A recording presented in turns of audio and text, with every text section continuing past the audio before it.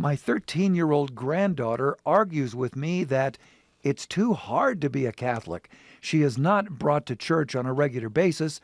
She and my grandson would call me when they wanted to go to confession so that I could bring them.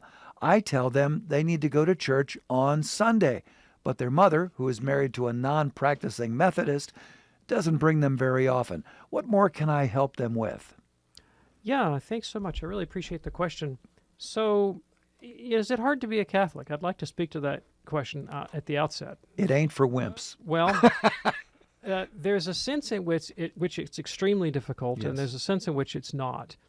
But I don't think that either of those is what the questioner has in view. Right? Sounds like the grandchildren, for them, the hard part of being Catholic is making it to Mass on Sunday. Yes. It's the fact that they have a Sunday obligation. They regard that as hard. I don't think that's all that hard.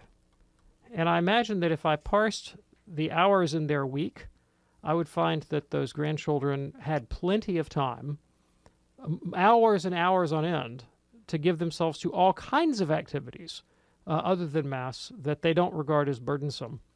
Right? In fact, a friend of mine shared a reading from St. John Chrysostom, who is, of course, who is a 4th century doctor of the church, former patriarch of Constantinople. Mm-hmm. And he said, way back in the 4th century, people find it hard to find the time to come to Mass when it's raining or the weather is inclement, but they have no trouble running to see the chariot races. It's not a new problem, So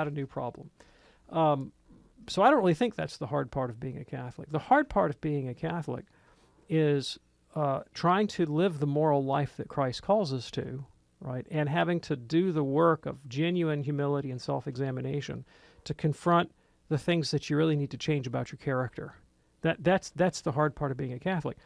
But it's also the beautiful part of being a Catholic because, look, think about how much our culture spends on beauty products and self-improvement, self-help books, gym memberships. I mean, the cult of the body, cult of the Instagram profile. Mm-hmm. People spend enormous amounts of energy to curate and cultivate and sculpt the perfect look, and they're willing to invest heavily in that.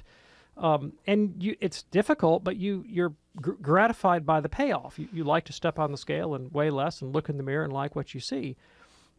And the same thing is true in the spiritual life. When you take the time and the effort to curate and sculpt your interior life and character, happiness is the fruit. Happiness is the result because you gain balance and control over your emotional life. You're not tossed hither and thither by every wind of passion that comes your way. You're able to make good decisions about what to do with your life and how to give yourself to things of value and purpose and meaning. And the payoff is eternal, but also temporal. Even in this life, we have great satisfaction. So what can you help your grandchildren with? That kind of vision of the Catholic faith, where the question of the difficulty or inconvenience of Mass obligation pales in comparison to the value of a character conformed to the image of Christ and to the view of holiness and virtue, or being your best self, if you will, if you want to put it in secular terms, where their whole lives can be transfused with meaning, significance, and purpose.